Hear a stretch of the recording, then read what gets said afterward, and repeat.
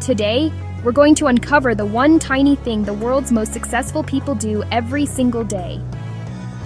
And to prove how powerful this is, a comedian became a legend, an investor became one of the richest people on earth. A cycling team went from being a complete joke to winning everything. Chapter 1. Imagine being in charge of a professional cycling team that was so mediocre, a top bike manufacturer refused to sell you their equipment because they were afraid it would hurt their brand. That's the exact situation Dave Brailsford walked into when he took over Great Britain's cycling team. For nearly 100 years, they had been completely irrelevant, winning almost nothing. Everyone thought they were a lost cause. But Brailsford had a radical idea he called the aggregation of marginal gains. It sounds complicated, but it's brutally simple. Just improve everything you do by 1%. He didn't look for one giant breakthrough. Instead, he and his team looked for tiny, almost invisible improvements everywhere. They redesigned the bike seats to be slightly more comfortable. They tested different massage gels to see which one led to faster muscle recovery. They even figured out the exact pillow and mattress that led to the best night's sleep for each rider, and they would bring them to every hotel.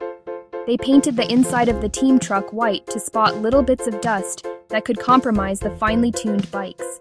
Nothing was too small to be improved. At first, these changes seemed pointless, almost silly. A 1% improvement here, a 1% improvement there. How could that possibly make a difference? But those tiny gains started to stack up. They compounded on each other, creating a snowball of success.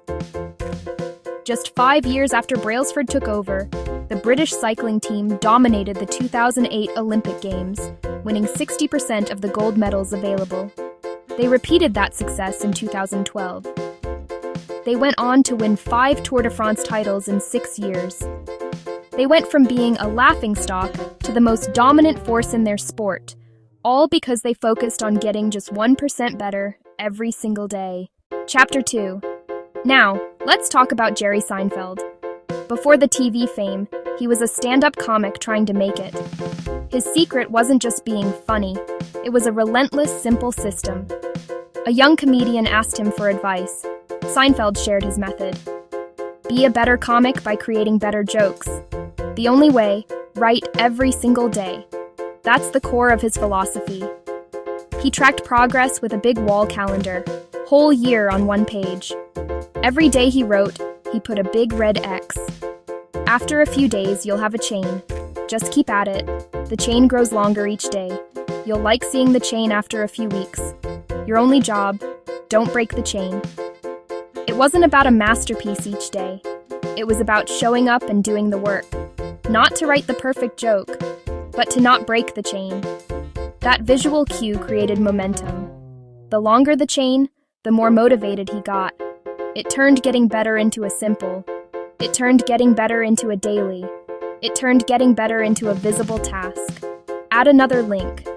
Relentless consistency built his career. He wasn't waiting for inspiration. He built a habit that created inspiration. Creativity is not just a spark, it's a muscle you build day by day. Chapter 3. If you think daily habits are just for athletes and artists, let me introduce you to Warren Buffett, one of the wealthiest and most successful investors in human history. His secret isn't some complex trading algorithm or insider information. When asked how to get smarter, he once held up a stack of papers and said, "Read 500 pages like this every day."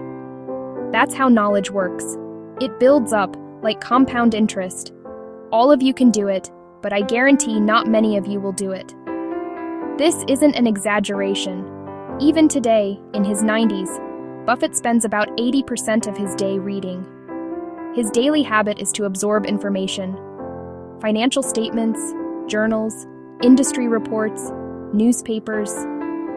He's not just scanning headlines, he is deeply immersing himself in the material, building a massive mental database of knowledge about businesses and industries. This isn't about making a quick buck. It's about playing the long game. His investment strategy is famous for its patience, buying great companies and holding them for decades. This strategy is a direct reflection of his daily habit: slow, steady, and consistent accumulation. This is the financial equivalent of don't break the chain. Just as small daily deposits in a savings account grow into a fortune over time thanks to compound interest, Buffett's daily deposits of knowledge have compounded into unrivaled business wisdom. He outworks and outreads his competition day after day, year after year. The result isn't just a few good investments. It's an empire built on a mountain of paper. It proves that the most powerful force in the universe isn't luck or genius, but the relentless power of compounding, whether it's with money or with knowledge. Chapter 4. Kobe Bryant wasn't just a basketball player, he was a force of nature. His Mamba mentality has inspired millions, but it wasn't a mindset he was born with. It was forged in the dark, hours before anyone else was even awake. His daily routine was the stuff of legend. While other players might have 2 practices a day, Kobe would have 3 or 4. His famous 666 workout involved 2 hours of running, 2 hours of basketball skills, 2 hours of weightlifting, 6 days a week, for 6 months. He was obsessed with outworking everyone. Stories from his teammates and trainers paint a picture of relentless dedication. He would call his trainer at 3:30 a.m. to get a workout in before the official team practice. When the USA Olympic team gathered in Las Vegas, he was in the gym at 4:15 a.m., drenched in sweat, while his teammates were just waking up. He didn't do this for show. He did it because he knew that championships weren't won during the game. They were won in the thousands of hours of unseen practice. Every single day was an opportunity to get a tiny edge over his competition. This wasn't about talent. Kobe was incredibly talented, but he knew plenty of other players were too. His separating factor was his work ethic, a daily, non-negotiable commitment to his craft. He would practice a single move hundreds, if not thousands, of times until it was perfect. He studied game film relentlessly. His consistency wasn't just about physical training, it was about mental preparation, day in and day out. He proved that greatness isn't an event, it's a habit. It's the decision you make every morning to show up and do the work, especially when no one is watching. Chapter 5. Before the movies, the theme parks, and the global phenomenon, Harry Potter was just an idea in the mind of J.K. Rowling. And for years, that's all it was. She wasn't an overnight success. Far from it. She was a single mother, struggling financially, and facing constant rejection. The first Harry Potter book was rejected by 12 different publishing houses. It would have been so easy for her to give up, to decide that her dream was impossible. But she had a secret weapon that was more powerful than any magic spell: persistence. Rowling's habit was simple. She wrote. She wrote whenever and wherever she could. She wrote in cafes, on napkins, on scraps of paper, slowly and painstakingly building the world of Hogwarts. She faced incredible hardship, but her daily commitment to telling this story never wavered. She wasn't trying to write a bestseller. She was just trying to get the next sentence down, then the next paragraph, then the next chapter. It was a marathon, not a sprint, and her daily habit of writing was the fuel that kept her going, step by step. This is the ultimate proof that you don't need perfect conditions to start. You don't need a fancy office or a huge book deal. Rowling built a billion-dollar empire from a place of struggle, powered by a simple daily habit. Each day she wrote was another link in the chain, another 1% improvement, another step towards her goal. Her story teaches us that the path to extraordinary success is often paved with ordinary, consistent effort. It's about showing up for your dream, day after day, even when the world tells you it's not worth it. Outro. So, what do they all have in common? A cycling team, a comedian, an investor, a basketball legend, a world-famous author. It's not genius. It's not luck. It's not talent. It's the boring, unsexy, but unbelievably powerful habit of showing up every single day. It's the 1% improvements that add up to gold medals.